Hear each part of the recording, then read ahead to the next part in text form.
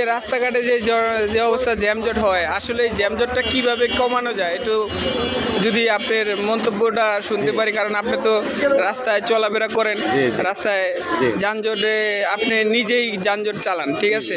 তাহলে আপনি এই অবস্থাতে আপনাকে নিজে গাড়ি ঘোড়া চালান, তাহলে অবশ্যই আপনার আইডিয়া আছে। তো আমি একটু শুনতে চাই আসলে যানজটটা কিভাবে কমানো যায় আমাদের দেশে।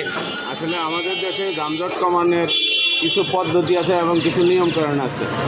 কিছু নিয়মকানুন হইলেও, যেমন ধরেন আপনি এই যে রাস্তাঘাটে গাড়ি চালাচ্ছেন, যেমন ধরেন বাম সাইডে লেন বন্ধ করে রাখে, এই হলো একটা পয়েন্ট। আবার ধরেন মনে করেন এখান থেকে, যেমন ধরেন বিজয় সরণি এবং জিয়া উদ্যানের মাঝামাঝি দুই পাশে দুটা ট্রাফিক সার্জেন্ট ট্রাফিক থাকে, মাঝখানে কেউ থাকে না।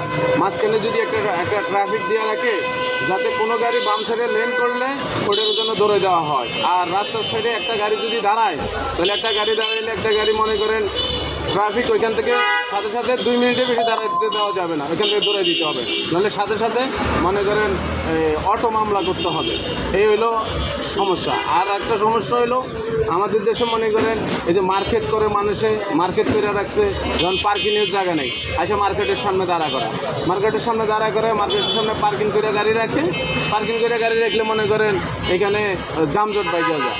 তারপরে আবার যেমন ধরেন এত অটোরিক্সা বাইরেছে, অনেক অটোরিক্সা, কেউ কারো কথা শুনে না, জিয়ান দিয়ে বা হিয়ান দিয়ে ঢুকাই দেয়। এই ধরনের কিছু সমস্যা আছে। আরও সমস্যা যেমন ধরেন আপনার এই যে যেমন ধরেন জায়গাতে যেমন আপনার এই যে ইয়ে খুলছে, যেমন ধরেন ক্লিনিক খুলছে, হসপিটাল খুলছে, হসপিটালের সামনে মনে করেন সামনে যা পার্কিংয়ের জায়গা নেই, আচ্ছা সামনে গাড়ি ব্রেক করে রাখে, হ্যাঁ ব্রেক করে রাখে, এই জন্য অনেক যানজট বাজে। আসলে এটা সমাধান কী করা যায়? এখন এটা মনে করেন আইন শৃঙ্খলা বাহিনী এটার জিনিসগুলো দেখবে, ট্রাফিক নিয়ন্ত্রণ এগুলো ঠিকই আনবে।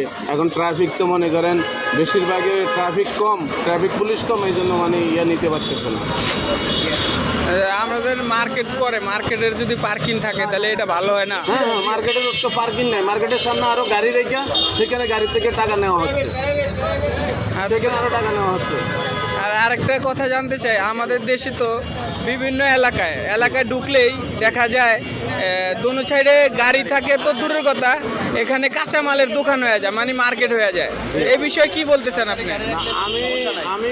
আমি সেদিন সরকারি হসপিটালে ঢুকবো, যেমন ধরেন সরকারি হসপিটালে ঢুকবো, সরকারি হসপিটালের সামনে দোকানের জন্য আমি গাড়ি ঢুকাইতে পারতেছি না। এত দোকান বসাইছে, এটা কারা বসায়? এই সিন্ডিকেটগুলো কারা? এটা সরকারের দেখা উচিত। সরকারি হসপিটালে বিভিন্ন জায়গায় যেমন ফুটপাতের ব্যবসা করা দেওয়া যাবে না, হোক আমার বাপ হোক আমার ভাই। হ্যাঁ, একটা দোকানদারি করলে, একটা দোকান করলে মনে করেন দোকানটা একটা দোকান নিচে ভাড়া, তার সামনে তার টেবিল বাইর করে সে দোকানদারি করতে হবে। ফুটপাত বন্ধ করে দেওয়া, মানুষজন হাঁটতে পারতেছে না, এগুলো বন্ধ করতে হবে, ফুটপাতের ব্যবসা বন্ধ করতে হবে। তাহলে মনে করেন যে যানজট কমিয়ে দেবো, এছাড়া যানজট কমাইতে পারবে না। আচ্ছা, এটা কি নিয়ম দেন কোনো দেশে আছে? দেন আমাদের দেশে যেমন মহল্লায় ঢুকলেও গল্লির ভিতরে দেখা যায় কাঁচামালের দোকান, তারপর সবজির দোকান, মানে আপনার মুদি দোকান দেখা যায় রাস্তার পাশেই, না ভ্যান গাড়ি দিয়ে ব্যবসা করতেছে। এই সমস্ত জিনিসগুলো কি করতে হইব? যারা গরিব মানুষ তাদের জন্য যেমন মাঠে দিতে হবে, না হলে মানে এটা সপ্তাহ করে দিতে হবে, যে সপ্তাহ তুমি এখানে ব্যবসা করবা, এখানে ব্যবসা করবা। এটা গরিব কিছু মানুষের জন্য।